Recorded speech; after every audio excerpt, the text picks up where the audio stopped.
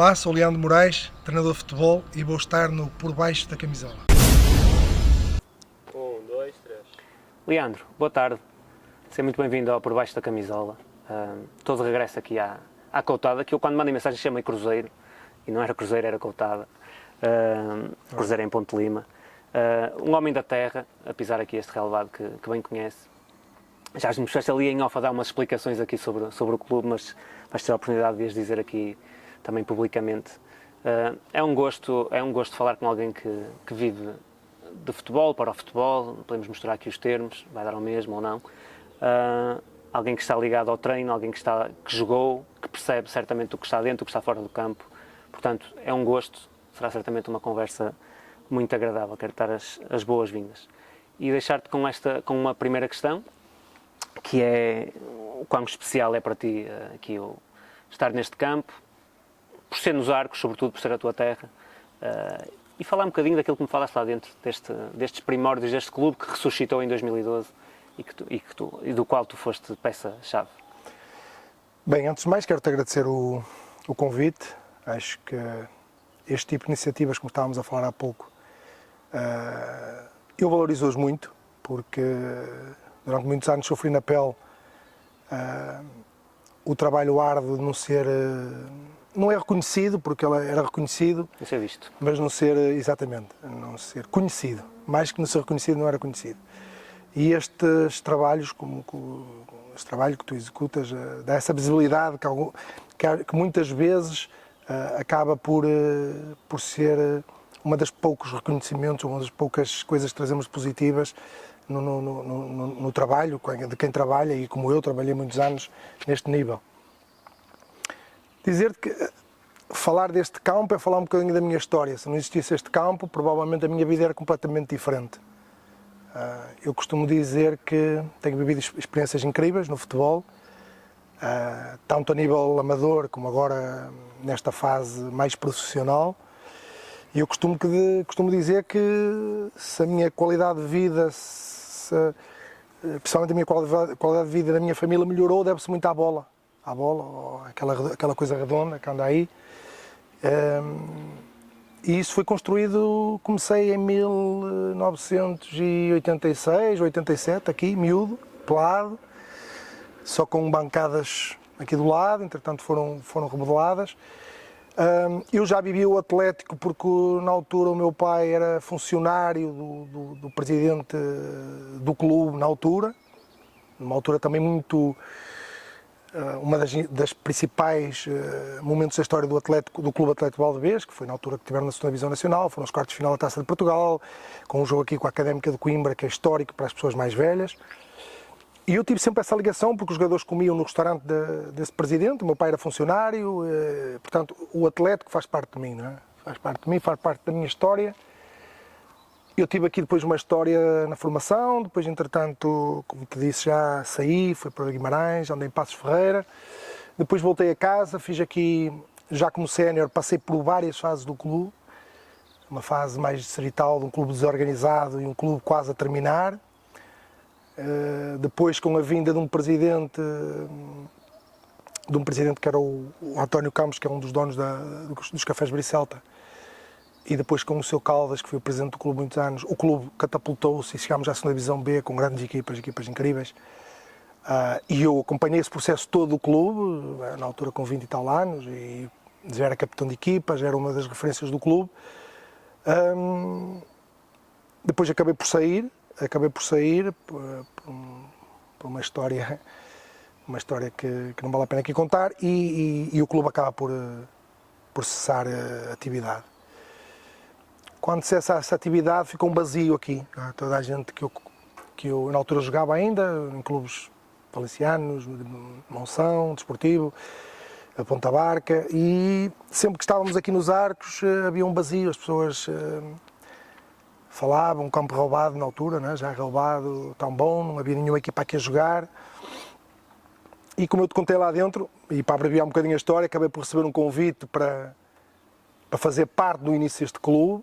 Amarrei isto com unhas e dentes, apesar de na altura não estar totalmente de acordo com a forma como o clube ia renascer, porque eu acreditava que podíamos começar nós aqui nos Arcos uma coisa, mas pelo facto daquilo se arrastar, alguns anos que se arrastava e não se conseguia, entrei e achei essencialmente na altura, achei que, ok, se calhar mais vale estar dentro e moldar as coisas à minha maneira que estar fora a criticar. Mais vale fazer que deixar fazer, não é? Exatamente. Então, entrei dentro do processo, amarrei as coisas, convidei algumas pessoas que eu senti na altura que eram muito importantes para ter credibilidade, o projeto. Algumas delas depois, como te disse há pouco, o Zé Carlos Caçador, o Rui Amorim, uma série de pessoas que depois foram muito importantes na continuidade do clube.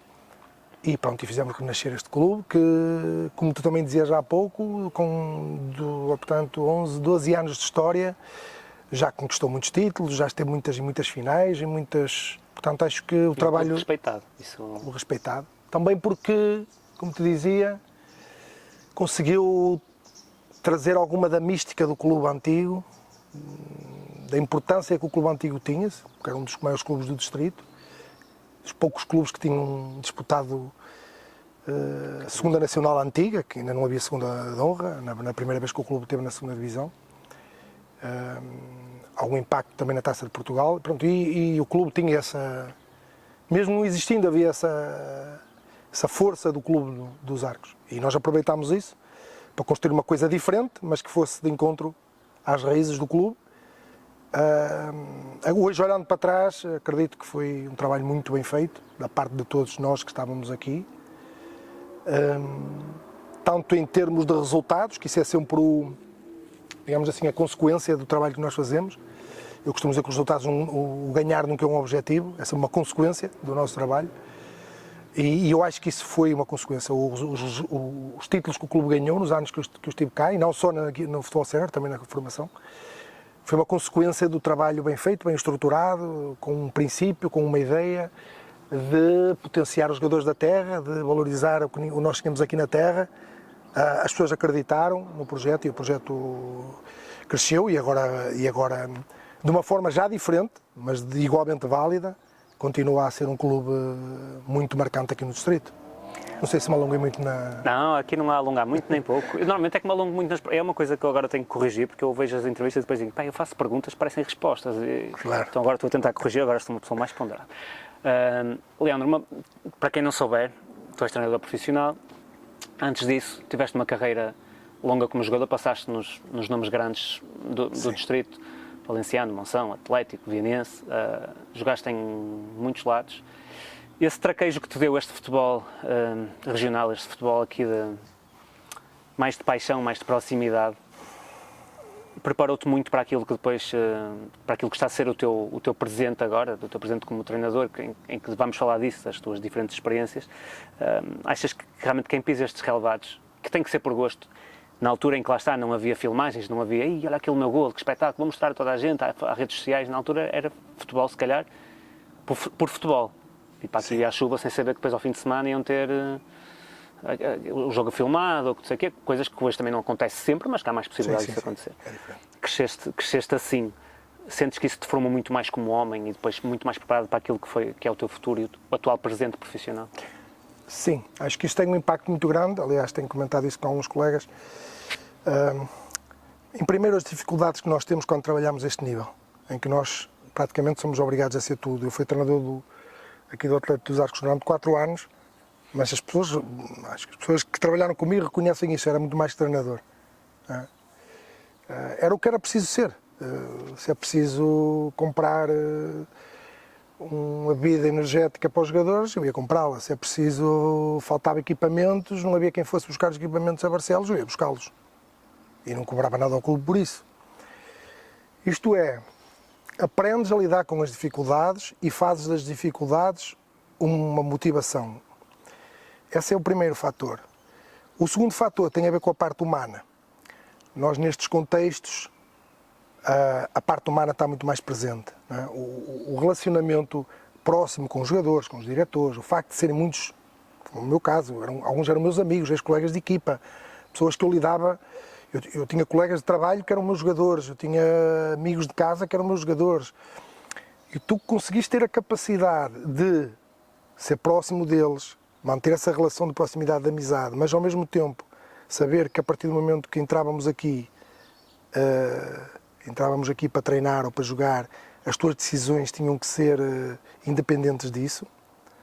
É muito difícil, mas se conseguires fazer isso, se prepara-te para outra coisa, para uma coisa muito importante no futebol profissional, que há pouco, e que eu acho que nós que fazemos um percurso, eu falava há uns dias aqui numa formação com o Pedro Lomba, falávamos disso, e ele está de acordo comigo, que é nós, num alto nível, se bem que eu ainda não estou no alto nível, mas já estou ali num patamar que se aproxima, já apanho jogadores com Ligas dos Campeões, jogadores que jogaram campeonatos italianos e de tudo, não é? Essa nossa capacidade de sermos próximos dos jogadores e de termos, conseguimos comunicar com eles a parte humana e ao mesmo tempo conseguimos manter a distância do que é o teu papel, neste caso como treinador adjunto, não é fácil. E eu acho, olhando para mim, para as minhas características como treinador adjunto, acho que essa minha mais-valia vem do facto de ter trabalhado nos distritais e de ter jogado nos distritais. Porque isso dá-me uma capacidade de eu chegar aos jogadores, sem lhes andar a beijar os pés e a bajulá-los, eles percebem que eu estou preocupado com eles, mas que não podem passar de um limite comigo. Eu acho que essa capacidade vem daí, e a capacidade de tu passares por contextos muito difíceis, como eu passei, podemos falar mais à frente disso, por exemplo, na Arábia, em que é um contexto, em determinadas coisas, pior que o contexto distrital, e tu sabes que tens a resiliência de trabalhar e de perceber que não baixar os braços, não dá, é impossível, não. Vamos tentar mudar isto, vamos tentar fazer com que isto ande, com que isto funcione. Eu acho que essas são as duas principais ensinamentos, ou que eu retiro da minha experiência, longa experiência aqui nos campeonatos distritais, seja como jogador, como treinador, que transporto para o futebol profissional. Tu aqui, enquanto jogavas aqui, já imaginavas que no futuro, já vias o treino como algo cativante ou na altura nem sequer pensavas nisso? Nunca fui muito de pensar em ser treinador, sinceramente. A minha história é uma história, eu costumo dizer, eu não sou exemplo para ninguém, mas acho que a minha história pode ser um exemplo para algumas pessoas, não é? Porque eu com 30 anos tinha um 9º ano de escolaridade, e com 34 era licenciado, e com 40 tenho um mestrado, e estou a pensar em continuar. Isto tem a ver muito com as dificuldades que a gente vai passando na vida e perceberes que se queres sair daquilo que tu fazes. Portanto, para ter noção, eu trabalhava era nadador Salvador, fui 10 anos nadador Salvador, nas piscinas dos Arcos. Era jogador aqui do Atleta, na 2ª divisão, todos os meus colegas eram profissionais, e eu era nadador Salvador, e tinham um horário específico na piscina para poder treinar. Mas nós jogávamos ao domingo jogos de profissionais e eu ao sábado trabalhava o dia todo na piscina. E ao fim de um determinado tempo comecei a pensar, eu não vou, a minha vida não vai ser ver pessoas a nadar de um lado para o outro, eu tenho que fazer qualquer coisa por mim. E fui estudar, e esse estudar, na altura com 30 anos, é que me despertou a parte mais, porque eu já estava a acabar, em termos de futebol, ainda joguei mais 5 ou 6 anos, mas despertou-me a curiosidade pelo treino. Conheci pessoas também ligadas a isso. E depois, quando o clube, como te disse, começou, eu joguei, e a minha ideia não era passar para treinador, a minha ideia era ficar tipo como um diretor desportivo, mas na altura o treinador, que era o António Branco, que tinha assumido a equipa mais por amizade, não quis continuar como treinador principal, e fez questão que eu fosse treinador principal, e ele passou para o meu adjunto. E foi assim que começou a minha experiência como treinador. Mas eu, quando comecei como treinador, não estava minimamente... como é que te digo? Não foi uma coisa que eu ambicionei ser treinador, percebes? Não era, eu ia-me mais para o lado do scouting, da direção desportiva, sempre vi mais para esse lado. E acabei por ir para treinador, porque foi uma oportunidade que surgiu e uma necessidade quase do clube. E pronto, e depois amarrei isto, como me amarro todas as oportunidades da vida, com tudo, a dar o meu melhor, e muitas dificuldades no primeiro ano como treinador, com muitas dificuldades em organizar o treino, em perceber como é que eu podia pôr os jogadores a jogar como eu gostava que eles jogassem, mas foi um processo, fui aprendendo, fui estudando, fui lendo, fui falando com pessoas. Ser jogador também ajuda. Sim, fui também fazendo algumas coisas que gostei de alguns treinadores que tive, mas coisas a bolso, não é? No início, coisas muito avulso, muito pouco ligadas àquilo que era a forma como eu gostava que a equipa jogasse. Mas pronto, fiz-me valer, acho eu fiz-me valer um bocadinho da minha capacidade de liderar e de influenciar pessoas. Eu acho que por aí. Eu te falar disso porque fala-se muito de treinador. Ok, é como se dizer, o futebol está inventado, não é? Não há muita gente que faça coisas maravilhosas, também precisa ter matéria-prima para isso. E há a parte humana. E nós, na parte humana, temos melhores, temos piores, como tudo. Nós, por sermos daqui, vamos voltar, se calhar, um bocadinho a bater nas raízes. Uma pessoa que é daqui, do Alto Minho, dos Arcos, de Viana, de Ponte Lima, de Monção, de que seja, nós somos, por norma, não é toda a gente, somos pessoas de garra, somos pessoas de fibra e pessoas que sabem também lidar com outras. Sentes que isso também foi um contraponto bom, se calhar tecnicamente não estavas preparado, mas tinhas a outra parte. Ok, mas eu acredito em mim e aí as pessoas acreditam no que eu digo e eu vou conseguir levar isto para a frente. Eu acho que, aliás, essa é uma das coisas que eu constatei e comprovei no futebol profissional. Foi que o que faz a diferença é a liderança. É a liderança do treinador. Os jogadores, para mim, em termos táticos, tudo é válido. Tudo é válido. Tu podes ter sucesso a jogar de qualquer forma. Posso ter sucesso a jogar em uma equipa em pressão alta, posso ter sucesso a jogar num bloco baixo, posso ter sucesso a jogar com 5 defesas, com 3 defesas, com 2, com 4, com o guarda-redes a chutar para a frente, com os guarda-redes a sair curto. Tu, se analisares o futebol mundial, tens equipas a jogar de todas as formas. De todas as formas. E em todos os lados há equipas a ter sucesso de forma diferente. Em Portugal, provavelmente o Sporting vai ser campeão, joga num sistema de jogo, uma forma de jogar. Tu vais à Espanha e é completamente diferente, campeão. E vais à Inglaterra e joga de forma completamente... Isto é, eu acho que o ponto comum no sucesso das equipas não está na questão tática. Não está na forma como tu jogas. Não está na operacionalização do treino. Não está para mim, está na capacidade do treinador e da estrutura, porque eu acho que há aqui cada vez uma pessoa que tem um papel mais importante, mais influente, mais decisivo no sucesso do treinador, que é o diretor desportivo, cada pessoa que lida acima, a pessoa que está acima do treinador. Nós normalmente agora é o diretor desportivo, mas essa liderança do treinador, essa capacidade de influenciar, de manter regras, de manter níveis competitivos altos dentro da equipa. E ao mesmo tempo de ser amigo também, não é? Exatamente. Tem que dar, mas também tem que... Eu acho que essa capacidade de tu manteres essa... Claro que, para mim, o maior segredo do futebol é a qualidade dos jogadores. Pronto. O maior segredo do sucesso de um jogador, de um treinador, é a qualidade dos jogadores. Isso é ponto número 1. A partir daí, partimos para aquela que eu acho que é, da parte do treinador, a mais influente, que é a liderança. Se bem que a liderança do treinador, isto para concluir o que estava a dizer, tem muito a ver com as pessoas que estão acima dele. Porque essa pessoa que está acima dele, antigamente eram os presidentes, diretamente. Hoje em dia há muitos investidores que praticamente não aparecem nos clubes, então existe uma pessoa que é a pessoa. E essa pessoa tem a capacidade de dar força ou de tirar força ao treinador. Com muita facilidade.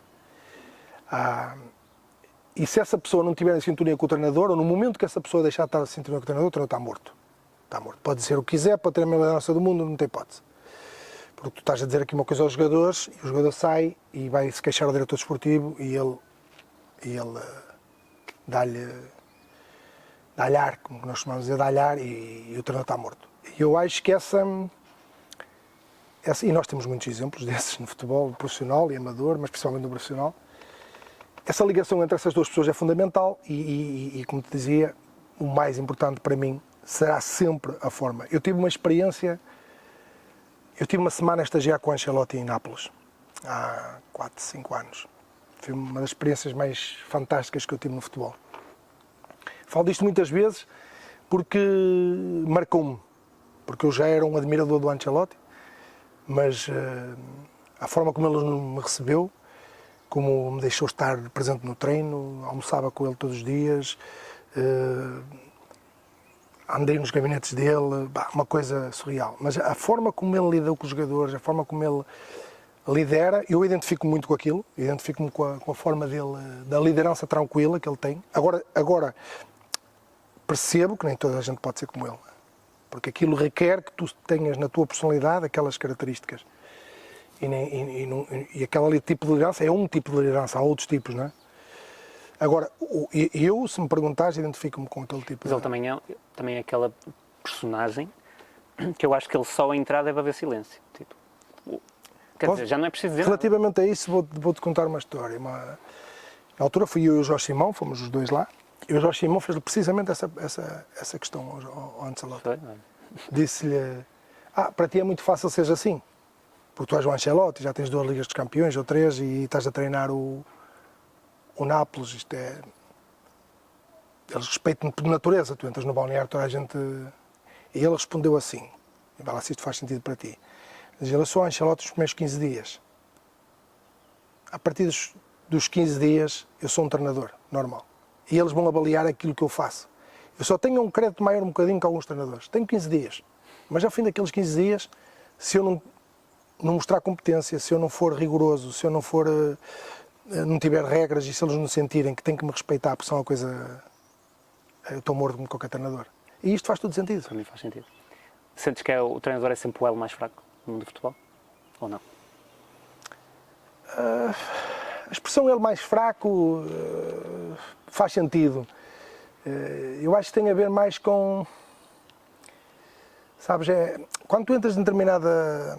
Eu passei por isso como treinador adjunto, que é quando entras numa espiral negativa de resultados, é muito difícil aquele treinador conseguir mudar as coisas. Porque a relação degrada-se de tal maneira, na maior parte das vezes, degrada-se de tal maneira, o ambiente fica de tal maneira pesado, que faz sentido que seja o treinador a sair. Não se pode mudar o grupo todo? Não é? Faz sentido. A mim, eu já saí de alguns clubes em que, em algumas situações, pensei, acho que isto foi uma má decisão. Mas já tive noutras situações que pensei, como adjunto, não é? Mas pensei, é uma boa decisão. Só faz sentido ser isto porque nós já não temos condições para estar aqui, os jogadores já nos ouvem, a nossa mensagem já não passa, nós já não vamos conseguir mudar nada, isto é um arrastar, e viram uma mensagem nova, se bem que está provado, em termos de... Há estudos que comprovam que o efeito da mudança de treinador é transitório. Sim. Quase todas as equipas, ao fim de um mês e tal, regressam à média. Só que muitas vezes esse input, esses 6 ou 7 pontos que eles fazem naquela entrada, vai fazer a diferença na época. Não é? Por isso eu acho que, por um lado, acho que a estabilidade é importante, mas a estabilidade tem que ser um processo construído desde o início. Não pode ser uma estabilidade forçada no momento dos resultados. Estás a perceber? Isto é assim, as pessoas têm que entender desde o início que aquele treinador está ali, aconteça o que acontecer, mas desde o início.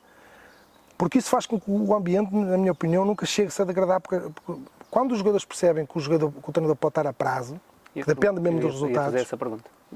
Podes terminar. Mas é isso.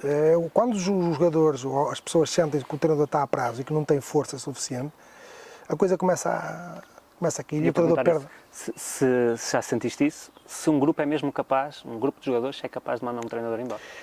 Eu acho que não acredito que os jogadores, primeiro nunca passei isso como jogador e nunca fiquei com essa convicção enquanto jogador e enquanto treinador. Não acredito que os jogadores façam de propósito mandar um treinador embora. Não acredito que a determinada altura os jogadores se unam e digam vamos mandar este gajo embora. Não acredito, sinceramente. O que eu acredito é que a determinada altura o treinador, a mensagem não passa simplesmente. E quando a mensagem não passa, há um sentimento geral, que é um sentimento quase desconforto natural, que é isto não vai dar com este homem, não vai dar. Isto passei como jogador, que é não vai dar, isto não encaixa em nós. E às vezes há qualidade dos dois lados. Eu vou-te dizer, eu tive aqui um treinador, posso falar, porque eu acho que ele já não é treinador, que é o Cassioli, que foi um jogador de bom nível, e ele foi nosso treinador aqui na 3ª Divisão Nacional. Era uma pessoa excelente, toda a gente o adorava, a equipa jogava bem, não ganhava jogos, mas a determinada altura, a mensagem dele, que era uma boa mensagem, a equipa jogava bem, mas pelo facto de não aparecerem os resultados, aquilo começou-se a malta começou a desacreditar naquilo, já não acreditava naquela forma de jogar, já acreditava que não ganhávamos jogos daquela forma e ele teve que sair. E nós adorávamos o homem, percebes? E já passei isso, até como um treinador adjunto, nós saímos e eu senti da parte do clube e dos jogadores que eles não queriam. Mas também, por outro lado, percebiam que era difícil darmos a volta à situação. Às vezes um estímulo novo, principalmente pela questão dos jogadores que não jogam tanto e acreditarem. Há ali um estímulo que só uma pessoa nova consegue dar. Okay. Focando agora um bocadinho mais naquele que tem sido o teu percurso, tu sais daqui do Atlético e tu tens sido sempre adjunto depois, Sim. a partir daí.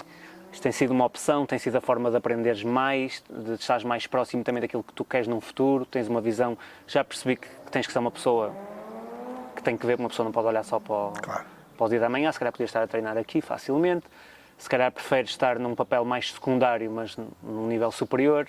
Vejo eu na minha cabeça, se contaste que aos 30 anos já eras nadador Salvador, se calhar ninguém sabia que aos 47 irias estar na segunda divisão francesa, portanto, há muito, se calhar tens esta perspectiva, digo eu, mas vais contar melhor que eu. Como é que surgiu esta oportunidade depois? Eu penso que foi o Boa Vista ao primeiro? Foi. Foi o Boa Vista? Lá está, esta daquelas histórias. Primeiro vamos começar pela parte de eu deixar de ser treinador principal, não é? Porque eu quando subimos de divisão, isto foi unânime e foi um massacre entre árvores para eu continuar como treinador, como é lógico, tinha toda a lógica eu continuar aqui como treinador. Aliás, há muita gente que pensa que eu saí para ir para o Boa Vista, mas isso não é verdade. Eu saí porque decidi sair do Atlético, ponto, porque achava que o meu papel e o meu trabalho aqui estava feito. E sentia também que o clube, na altura, não tinha, para ser muito sincero contigo, não tinha estrutura para fazer um bom trabalho. Eu teria que fazer uma remodelação total na equipa, eu não queria ter esse choque com os jogadores que me ajudaram a chegar onde cheguei. Certo. Eu não queria ter isso. Sabia que podia, em meia dúzia de jogos, estragar o trabalho de 5 anos que fiz aqui. Então, o que fica é sempre mal, não é? Então optei por tomar essa decisão e hoje olho para trás e acho que foi uma excelente decisão. Mas é curioso que eu saio, somos campeões das distritais, eu saio e eu não tive um único convite para treinar um clube. Eu cheguei de setembro, não estava a trabalhar. Aliás, eu na altura tinha tido um convite, uma abordagem para fazer outro trabalho de scouting para um clube de grande dimensão, inglês, e a coisa estava quase feita. Entretanto, surge o Jorge Simão que me convida. Como é que o Jorge Simão me convida? Eu tinha conhecido o Jorge Simão uns anos antes, porque ele é casado com uma rapariga aqui dos Arcos. Eu conheci-o num café, ainda ele era adjunto. Uma conversa normal, ganhámos confiança, fomos durante aqueles anos, eu de vez em quando mandava-lhes uns jogadores daqui, jogavam no Limianos, ele foi pegando em alguns, fomos desenvolvendo a nossa confiança, a nossa amizade, ele às vezes vinha ver aqui uns jogos, eu ia ver os jogos das equipas onde ele treinou, no Chaves, no Braga, e quando ele entra no Boa Vista, ele entra, faz o jogo com o Benfica, eu estava até de férias no Algarve com a família, e já depois dele, porque ele entra, eu não entrei logo com ele. Passado, na semana seguinte, ele sentiu que no treino precisava de alguém para filmar o treino. Ele ligou-me e perguntou-me: Leandro, olha, eu gostava que viesse trabalhar comigo, tu sabes conduzir drones? Eu disse: nunca tinha pegado um drone na minha vida. Eu disse: sei, então não sei. Precisava de alguém para filmar os treinos, não sei o quê, estás disponível para isso? Eu disse: deixa-me pensar um bocado. Porque isso implicava eu sair da Câmara, número 1, porque eu era, como te disse, era técnico aqui do município, eu tinha que sair da Câmara para ir para o Boa Vista, com o ordenado, ia ganhar menos dinheiro que eu ganhava aqui na Câmara. Muito mais incerto. Incerto, e no Boa Vista ainda mais incerto era. Mas eu senti que era uma oportunidade de entrar no futebol profissional que não ia ter muitas. E disse: vou arriscar, não tenho nada a perder. E foi, e pronto, e fiz esse primeiro, nessa primeira época, meia época, eu fazia esse trabalho de filmar os treinos, de ir ver os adversários, fazia os relatórios, mas estava com eles lá no dia-a-dia, mas não participava em nada do campo. Depois, no ano a seguir, ele passou-me para o campo, arranjou outra pessoa e passou-me para o campo, e pronto, e depois passei a ser um adjunto normal dele. Mas a história começa assim, tive que correr um risco. E para mim era muito fácil eu dizer: então eu era treinador principal, podia estar no CNS e agora vou... Isso foi um arriscar, sobretudo até pela parte profissional, da segurança de ter aqui algo. Sim, eu na altura tive também essa facilidade, ter uma boa relação com as pessoas da Câmara que me facilitaram tirar uma licença sem vencimento. Ok. que me deu alguma segurança, mas eu entre despesas de ir todos os dias para o Porto, das dificuldades que o Boa Vista tinha, que sempre tem em pagar, eu posso dizer que quando acabámos a experiência do Boa Vista, eu tinha menos dinheiro que tinha quando entrei no Boa Vista. Portanto, não foi uma questão monetária, não foi uma questão de oportunidade de entrar numa equipa técnica, uma pessoa que eu na altura, e hoje, né, considero muito, e que me deu essa oportunidade de trabalhar a um nível bom, e pronto, eu não me arrependo nada. Mas sentiste de alguma forma, tirando essa parte toda monetária, já percebi que não compensou e tudo mais, as viagens, essa incerteza, até a nível familiar provoca sempre. Sim. Sentiste que estavas a viver parte de um sonho, estás à beira de profissionais, Sim. saís do Atlético, estavas aqui, com todo o respeito, não é isso que está em questão, obviamente, de repente estás no Boa Vista, que é um clube Não, incrível. já foi campeão. Não, isso foi. Pá, foi uma das. Eu como jogador, e voltámos um bocadinho atrás, se pudermos, que é. Eu como jogador tinha essa pretensão de ter jogado à Primeira Liga. E modéstia à parte, acho que eu, se tivesse tido algumas. Numa fase ali da minha carreira, se tivesse tido a oportunidade, eu tinha amarrado. Porque tinha algumas características. Eu não era muito técnico, não era um jogador muito técnico, mas tinha uma intensidade de jogo muito grande, era médio, e era uma coisa que marcava a diferença pela intensidade que eu jogava, a forma como. Era muito o que se procurava. Sim, e eu acho que se tivesse tido essa oportunidade eu ia conseguir amarrar porque eu não dependia da minha parte técnica. Quando um jogador vem de baixo, às vezes a parte técnica dele sobressai aqui, mas aqui já não consegue. Sim. Mas quando tens essa capacidade de ser intenso, de jogar simples, e eram as minhas características, eram essas. Eu tenho a certeza que se tivesse tido essa oportunidade, tinha. Mas pronto, não aconteceu e não olho para trás com rancor por causa disso e fiquei muito, e sinto muito feliz pela carreira que tive como jogador. Mas tive essa ambição de chegar a profissional e então ali senti, bem, eu não cheguei como jogador, é que isto é uma oportunidade.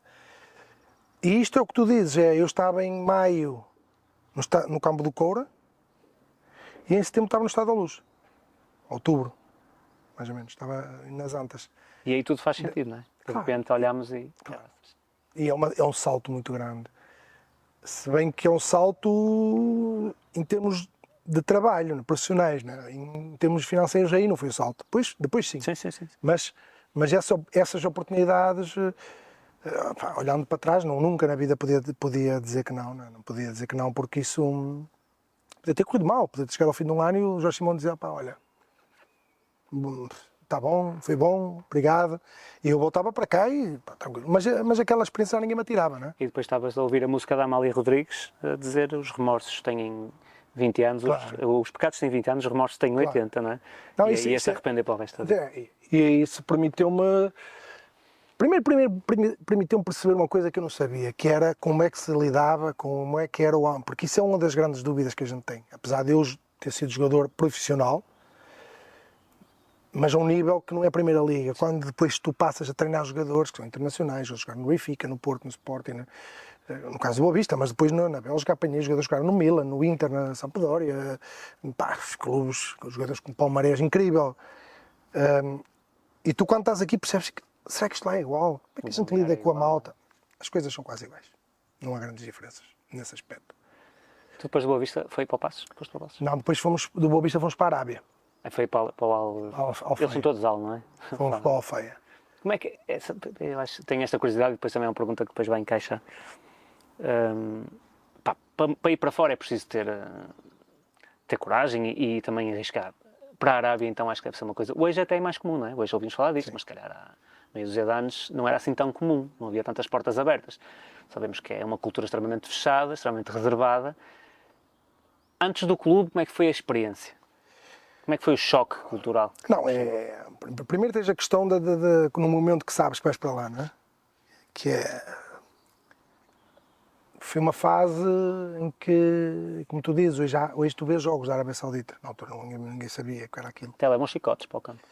E depois ligas para alguns colegas que já estiveram lá e tens histórias de todo tipo, desde de malta que até está bem, malta que eles tiram o passaporte e nos deixam sair de lá. E isso foi um bocado... E tens que ir para tão longe da família, numa fase em que eu tinha um miúdo, tinha um filho ainda pequeno. Mas tinha que ir, porque ali era uma questão profissional, mas era uma questão financeira também, não é? Já se metiam as duas coisas. Tive que ir e, epá, foi incrível, foi uma experiência fantástica. A Arábia é um país que É assim, primeiro nós temos uma perspectiva completamente diferente do que a Arábia. Agora mudou, mas vamos regressar 5 Aquilo ou que nos 6 anos. metem na cabeça, não é? Exato. Um país seguríssimo, não tens problemas.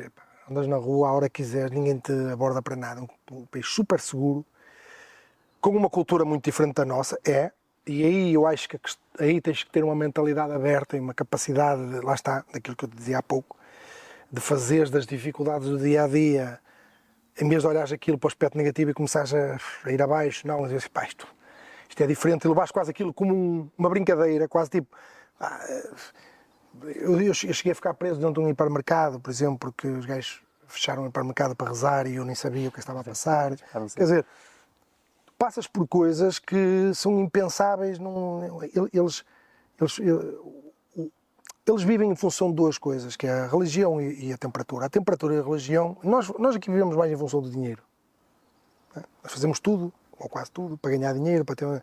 Eles não, eles a religião e a temperatura condiciona toda a vida deles, desde os horários dos estabelecimentos comerciais, ou no futebol, nos treinos, tudo o comportamento deles, é tudo condicionado em função disso. Portanto, as prioridades deles são outras. Não é? Aquilo que para nós é normal, para eles é anormal. Para eles é normal, para nós é completamente anormal. É um processo que tu nunca te adaptas, isto é, eu estive na França e na Bélgica também, e tu ali chegas lá, no princípio, estranhas um bocado, mas depois adaptas-te àquilo. Europa.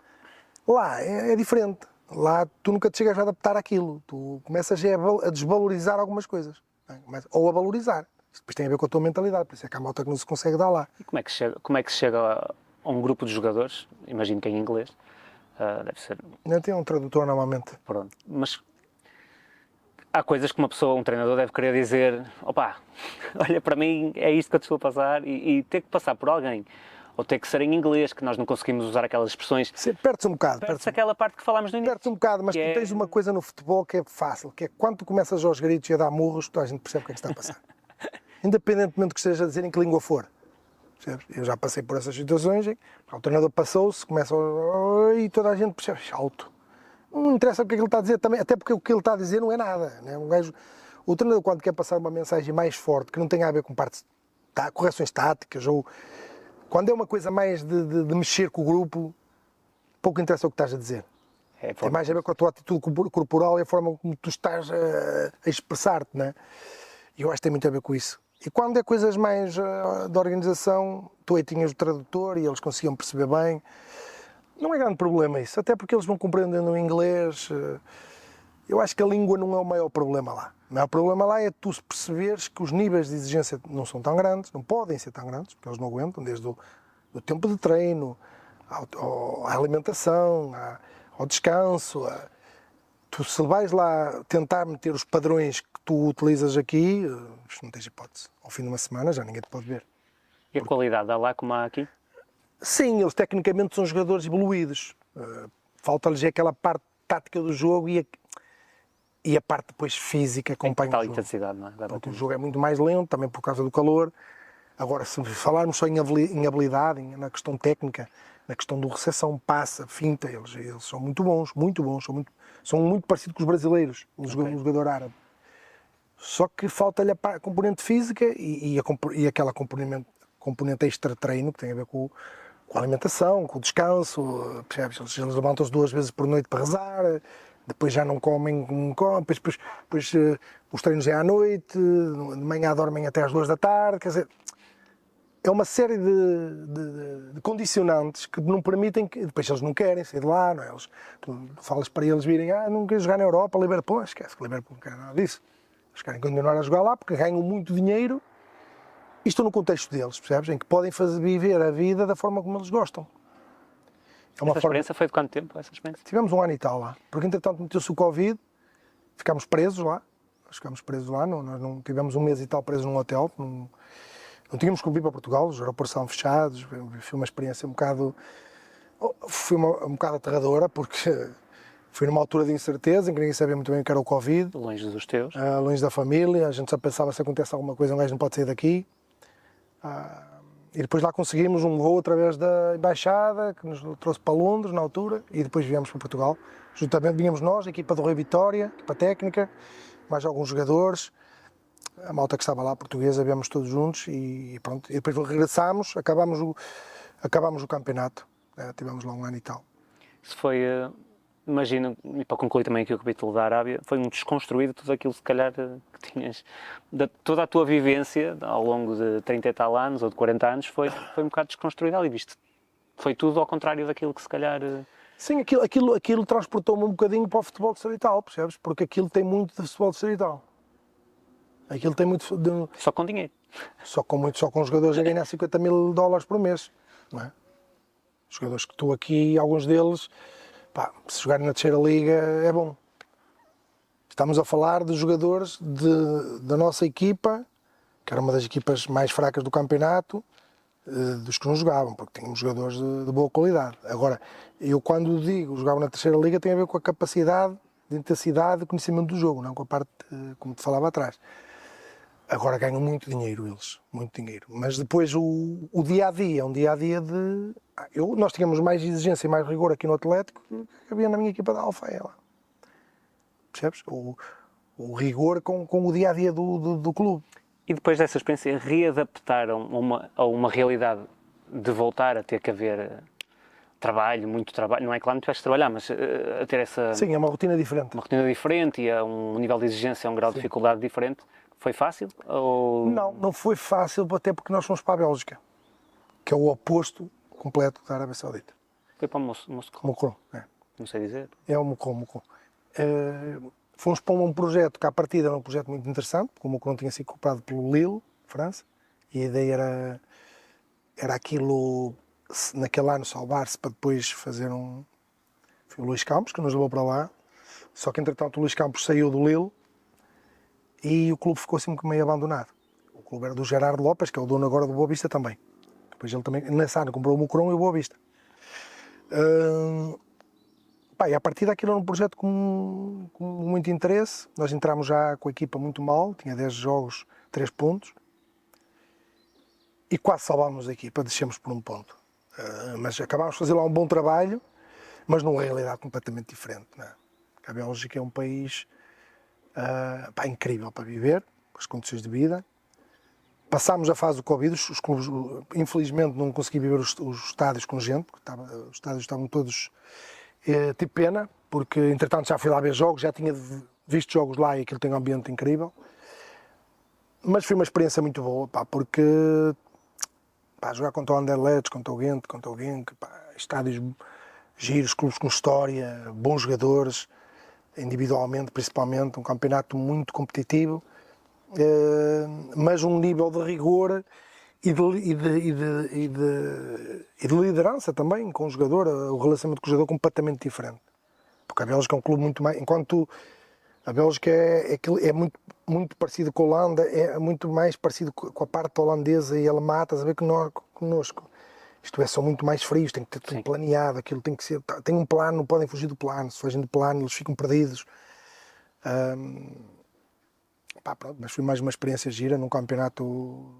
Tu aí continuavas acoplado ao Jorge Simão? Sim, eu tive sempre com o Jorge Simão até ao Passos. Até ao Passos, que foi a experiência que veio a seguir? Sim, depois viemos para o Passos, o Simão já tinha passado em Passos, até ele tinha 2 convites à Primeira Liga, optou pelo Passos, começámos bem, com uma boa prestação europeia, ganhámos ao Tottenham em casa, depois fomos jogar ao Tottenham, foi um dia também incrível. O meu sonho quando jogava era ir ver um jogo em Inglaterra e quando dei por ela estava metido dentro de um estádio a jogar contra uma equipa inglesa, né? E foi incrível esse jogo e portámos-nos muito bem, ganhámos 1-0 aqui, perdemos 3-0 lá e perdemos 3-0 porque o Harry Kane, que estava castigado, estava fora da equipa, regressou precisamente nesse jogo, marcou-nos 2 golos. Também não deu para nada que ele não ganha nada, almoço. Pois não, é verdade. Mas pronto, começou bem, foi uma experiência que começou bem, mas a determinada altura aquilo... começou a correr mal, começámos a perder jogos e começou a haver alguma instabilidade e ali na altura de dezembro saímos. Foi pena porque eu tinha passado lá como jogador, no Passos, eu gostava do clube e gosto das pessoas, aquilo é um clube muito, muito bom para os treinadores. Dizem que é muito bem estruturado, Passos. Mas foi pena até porque o Passos depois a partir daí também caiu muito, sabes? Eu acho que nós já pagámos ali de alguma Não sei, o clube acho que não estava preparado para ir para as competições europeias, havia ali uma falta de estrutura. Normalmente os clubes portugueses penam sempre É. quando vão. E nós tivemos alguma responsabilidade, como se tem sempre, mas também fomos algo vítimas de algumas coisas. E pronto, e foi pena, olha, acabámos por sair e pronto. E depois acabei também por ter uma conversa com o Simão e sair da equipa técnica. Antes de irmos também a essa experiência em França, que foi a mais recente, a última, consegues encontrar-me aqui uma justificação para o treinador português, enquanto produto, ser tão procurado? Pá, eu tenho uma opinião um bocado controversa. Aliás, já tenho partilhado em alguns sítios e às vezes há um bocado de discussão, que é, nós portugueses auto-intitulámos como os melhores do mundo. Mas se tu olhares, não temos nenhum treinador a alto nível neste momento. Há alguns anos. Isto é, tu vais às oitavas de final da Liga dos Campeões, eu não sei o Sérgio Conceição, que anda aí no Porto, e vais chegando lá, tu não tens lá ninguém. Isto acho que é uma reflexão que se tem que fazer, porque nós temos uma metodologia de trabalho, que eu acho que nós devemos acarinhar e defender, que é a priorização tática, e que foi inovadora até certo ponto, e foi principalmente Mourinho, que tornou famosa essa forma de trabalhar. Eu não sei se é por isso, se está a faltar qualquer coisa a essa nossa metodologia de trabalho. Eu acredito que essa metodologia é muito boa, acredito muito nela, mas tem que haver um complemento. Isto para te dizer o quê? Para te dizer, para não entrar muito por esta área, mas assim para ser mais superficial e para tu entenderes, o que eu acho neste momento é que nós estamos a valer de uma coisa que se chama adaptabilidade. Isto é, nós não estamos a valer da nossa forma de trabalhar, na minha ótica, não estamos a trabalhar melhor que os outros, não temos uma metodologia de trabalho melhor que os outros, não estamos mais preparados taticamente que os outros, não estamos preparados para pôr a equipa fisicamente melhor. Não, eu acho que o que nos está a fazer ter sucesso nos contextos em que estamos a ter, Brasil, Arábia Saudita, alguns clubes do meio da tabela, tipo o Lille em França, ou Fulham na Inglaterra, é a nossa capacidade de adaptação. E se tu veres, o que é que nós precisamos para ter sucesso na Arábia Saudita? O que é que nós precisamos para ter sucesso no Brasil? Temos de ter competência, sem dúvida. Mas temos de ter uma capacidade de nos adaptarmos àquele contexto, que é são contextos muito difíceis. Ou na China, como teve o Vitor Pereira. E eu acho que essa sim é a nossa mais-valia. A nossa capacidade de nos adaptarmos ao contexto. A nossa capacidade de, perante as dificuldades que nos impõem, nós conseguimos dar a volta por cima. Somos adaptativos, somos criativos. Eu acho que essa é a mais-valia do treinador português. Nunca tinha passado por essa perspectiva. Faz-nos recuar aqui aos nossos antepassados os descobrimentos, não é? Somos aqui um bocadinho. Nós vamos para todo lado e realmente diz que os portugueses, em termos de capacidade de trabalho, lá está, tal adaptabilidade. Não é fácil. Está a sair. Somos fortes. O Abel ainda viu uma conversa de imprensa muito engraçada esta semana, a dizer que no Brasil que não queimavam jogadores ou que matavam. Sim. É preciso tê-los no sítio, falando português correto, muitas vezes para ir, e os portugueses são muito capazes disso, mas não tinha passado por essa perspectiva, realmente não temos ninguém, que se destaque muito. Mourinho é incontornável, mas está numa fase diferente. Está numa fase diferente. Nem lá perto. Houve algumas promessas, fala-se de Rubén Amorim, não sei se vai dar ou não, mas é uma perspectiva engraçada, não acho controversa, acho diferente e acho construtivo. É a minha. Não, eu acredito muito nisso, porque tu olhas para os treinadores que vão para a Arábia, que não são portugueses, e duram lá há pouco tempo. Vão para o Brasil igual. Mas nós, nos mercados principais, estamos a ter dificuldade, que é a Inglaterra, a Alemanha não tem treinadores estrangeiros, a Espanha tem poucos também, mas principalmente Itália, mas principalmente a Inglaterra, nós temos poucos treinadores lá. Sim. Houve ali uma era no Espírito Santo, que também depois Sim, mas isso também tem... ele agora está lá ainda, no Nottingham, não é? Sim. Está no Nottingham. Sim. Mas não é Liverpool, não é Manchester, não é Manchester City, não é? Pode ser uma fase, mas acredito que nós também temos que repensar um bocadinho. Não nos valermos principalmente só aquela questão de que nós, para treinarmos futebol, só temos que jogar futebol. Eu tenho algumas dúvidas nisso. Então, continuando aqui neste trajeto, estiveste em França, na segunda. Eu por acaso estava a ver o Valenciano, foi à meia-final da Taça com o Lyon. O Lyon foi. Perdeu 3-0, acho eu. Sim. E pensei logo em ti na altura. Como é que foi esta experiência na segunda divisão francesa? Só tinha o Bruno Costa, português, na altura? Só. Tinha o Jonathan Boatou, angolano, que agora veio para o Gil, mas era angolano, e o Bruno. E o Bruno que foi connosco. Desculpa. Sim, não tem mal. A França engana, eu acho. A França. Uma pessoa pensa, a França, aquilo não tem nada que saber, aquilo é PSG e depois o resto. É muito competitivo, não é? Muito. O campeonato francês é muito melhor que aquilo que a gente pensa porque tem pouca visibilidade, principalmente em Portugal. E os franceses não se preocupam muito em exportar aquilo que eles têm no futebol. É muito para eles. Os campeonatos deles são muito para eles, sabes? Claro que o facto do PSG ganhar o campeonato agora porque está mais forte,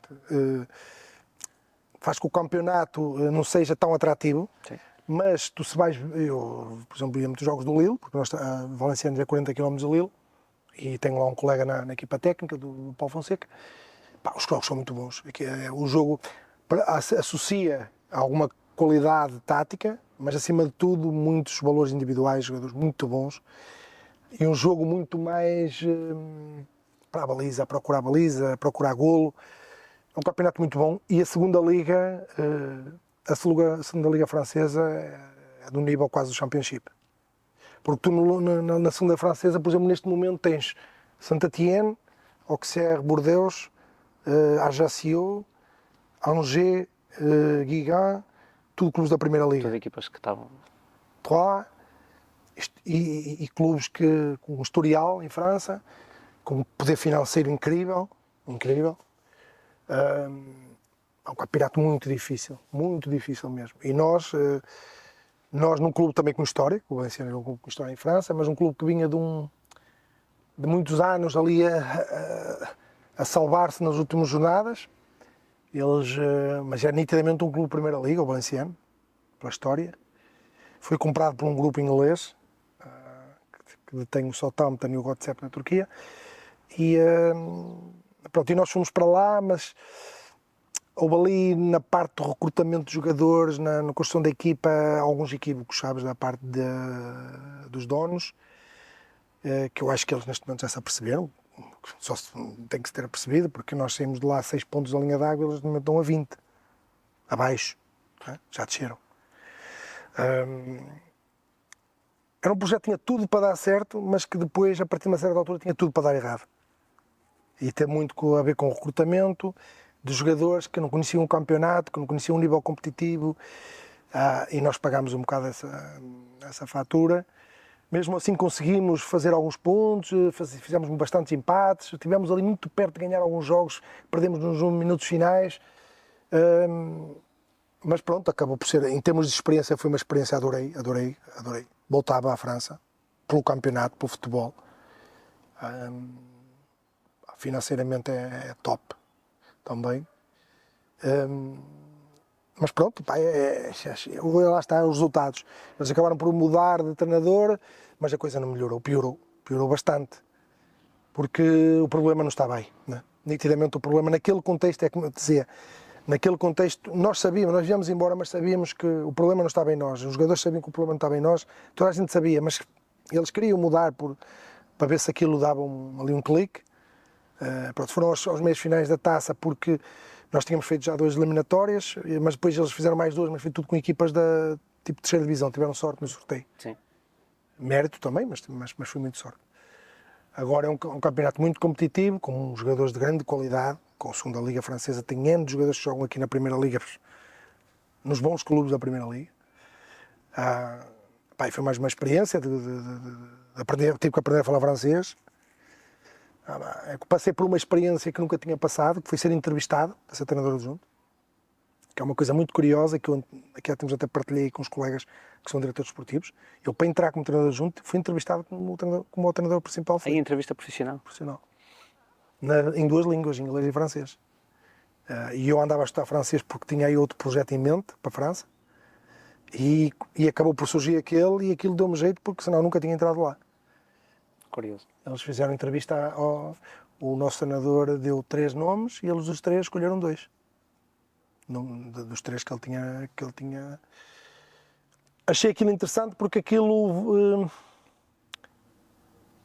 da nossa parte passa a ser como quem diz, pá, eu estou a entrar ali, mas não estou a entrar ali só porque estou a entrar com o treinador, estou a entrar ali porque os gajos também acreditam que eu posso ser válido, percebes? É giro, é uma coisa gira, que eu acho que pode ser uma evolução nos próximos anos. Até porque eu tenho falado com os colegas diretores esportivos que me dizem, pá, isto é um problema, porque nós cada vez que mandamos o treinador embora, mandamos 5 gajos embora, e temos que pagar os 5, e nós temos que nos deixar disto. E eu acho que isto caminha um bocado para aí, as estruturas dos clubes cada vez serem maiores, terem mais pessoas alocadas ao clube, e o treinador principal traz duas pessoas, mas essas pessoas têm que quem os contrata tem que os conhecer, porque o que acontecia até aqui, ou o que tem acontecido ainda, é que tu vais para um clube e no dia que entras no clube tu nunca falas com ninguém, um adjunto. Sim. Não, tu podes ser um gajo, claro que eles partem do princípio que se bem que o treinador é porque é uma pessoa válida, está, digamos assim, aprovada pelo treinador. Mas da parte da direção desportiva dos clubes faz todo o sentido. Não é tanto um anexo ao treinador, mas é alguém que está ali. Que até pode ficar depois. Sim. Pode ser o clube pode achar que aquela pessoa mais valia em determinada área e até pode fazer uma proposta à pessoa. Se a pessoa, que acontece, tem acontecido em alguns sítios, as pessoas acabam por ficar como funcionários do clube. Leandro, desde que regressaste de França, além de seres homenageado aqui pelo Atlético, tens aproveitado certamente para ver muito futebol, para estudar de uma forma casual, não é? E pensar, se calhar, no próximo passo. Pretendes continuar como adjunto? Pretendes, se calhar, pensar em algo como principal? Não queres revelar também? Não, tranquilo, não tenho razões para ter tabus, isso para mim não existe. Não, primeiro, nestas fases aproveito sempre para projetar, primeiro para viajar, por exemplo, quinta-feira vou para o Lille, vou ver o Lille com a Aston Villa, depois vou ver o Lens no sábado e vou ver o Lille depois com o Starbucks no domingo. Aqui há umas semanas fui ver o Manchester City com o Manchester United. Fui ver o Benfica com o Marselha, vou ver constantemente jogos da Primeira Liga, quer dizer, vou, no caso do Manchester City com o Manchester United foi também para levar o meu miúdo, mas também pelo ambiente e essas coisas todas, mas muitas vezes vou também para perceber algumas coisas, para ver se há novas tendências, se há coisas que eu posso aportar, que posso trazer, pronto. Isso faz parte do nosso trabalho, estarmos por dentro das coisas, conhecer os jogadores, eu gosto de conhecer os jogadores, saber quem é que anda nas segundas ligas, não é verdade? É uma questão de tu também teres bagagem para, se surgir qualquer coisa, tu estás por dentro. Isso para mim é fundamental, não parar. Depois, fora do futebol, mas ligado ao futebol, perspectivar também um seguimento da carreira académica, estou a pensar continuar aí nos estudos, fazer algo relacionado com a minha experiência no futebol e até mais na questão das bolas paradas, porque foi uma área que eu fui muito responsável e agora no Valenciano trabalhei com um dos gurus dos dados no futebol, que é o Ramos Ankerson.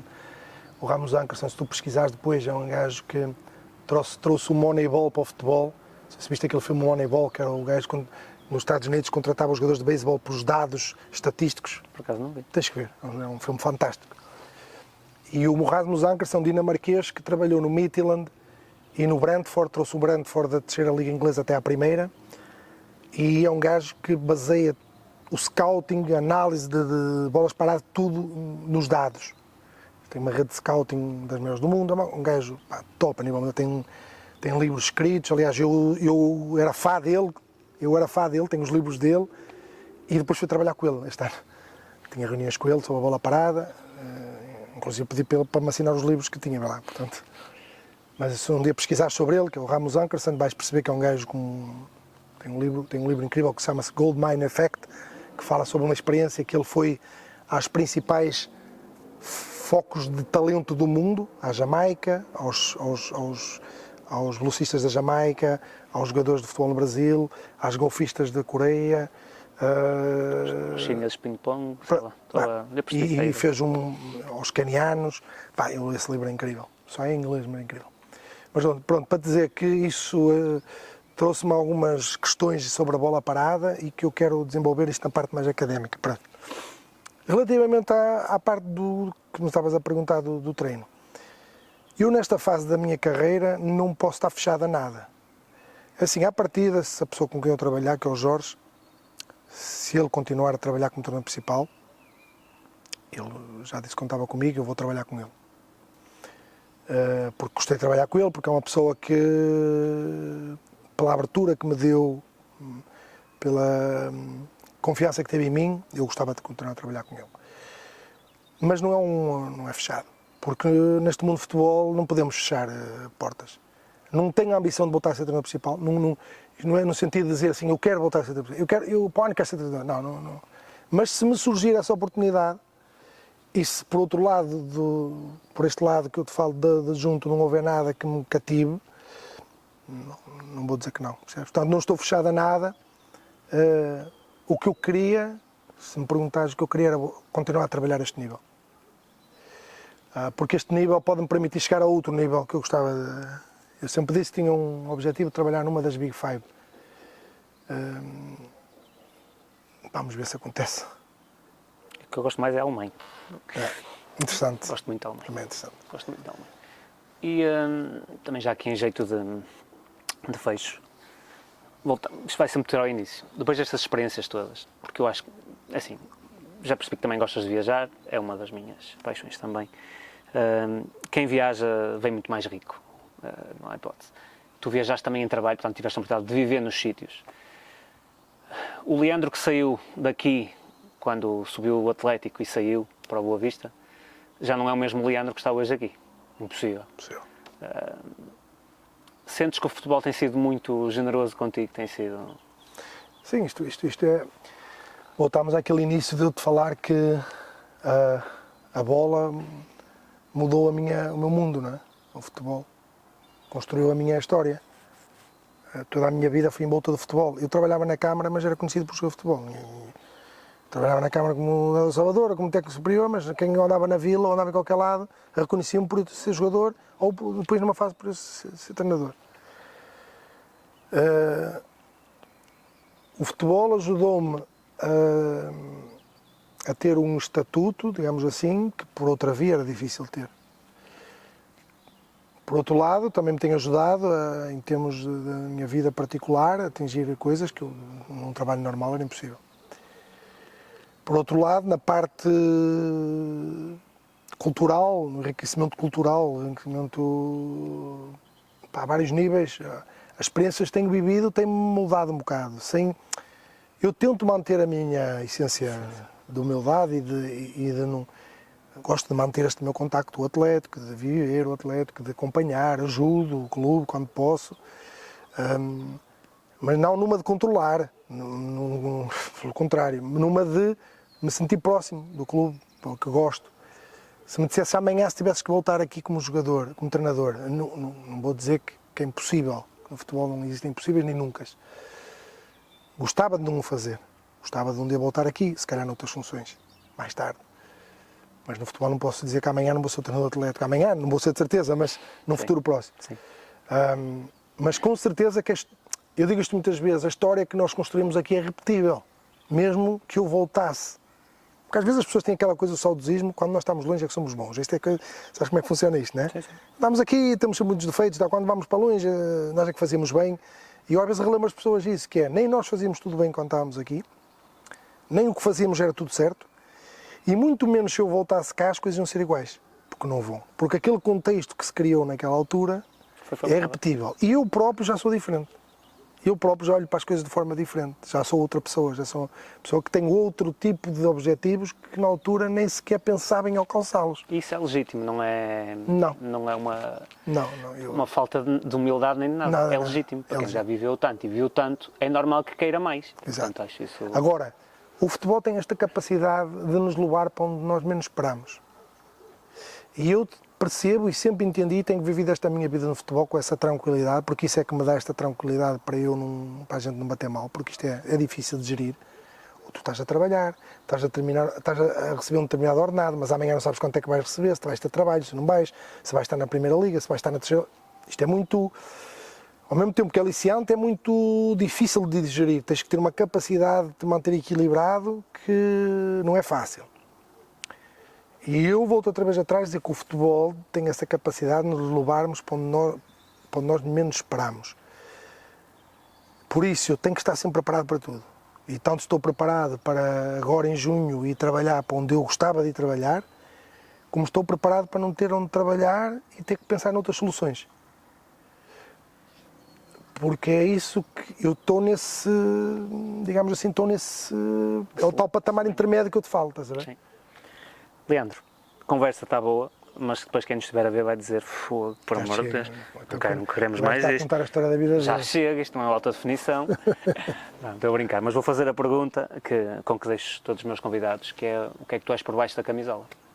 Que é a última pergunta. Depois a partir daqui eu calmo. São Pá, eu acho que há uma palavra que eu gosto que utilizem quando me definem e que eu acho que se encaixa em mim. Sou uma pessoa lutadora. Sou uma pessoa que tenho lutado muito para conquistar as coisas que conquistei. Apesar de que às vezes para as pessoas que andam à volta pensam que é porque conhece este, conheceu aquele, ou fez. Não. Eu sei do trabalho que fiz, das dificuldades que eu vivi, tanto na altura que era jogador, que tive que combater muitas coisas para me impor, e depois quando passei por este processo de treinador, ainda mais. Este começo do Atlético foi duro, houve fases que foi muito duro, tive que aguentar muitas coisas, passei momentos difíceis, que depois acabou por compensar tudo. E esta vida de treinador profissional, que tem esta áurea de que toda a gente quer ter esta vida, que tem coisas muito boas, tem sido momentos difíceis também. Porque tenho estado longe da família em alguns momentos difíceis, não tenho um filho com 9 anos, passo muito tempo longe dele, mas gostava mais que olharem para mim como ser um gajo muito competente, um gajo inteligente.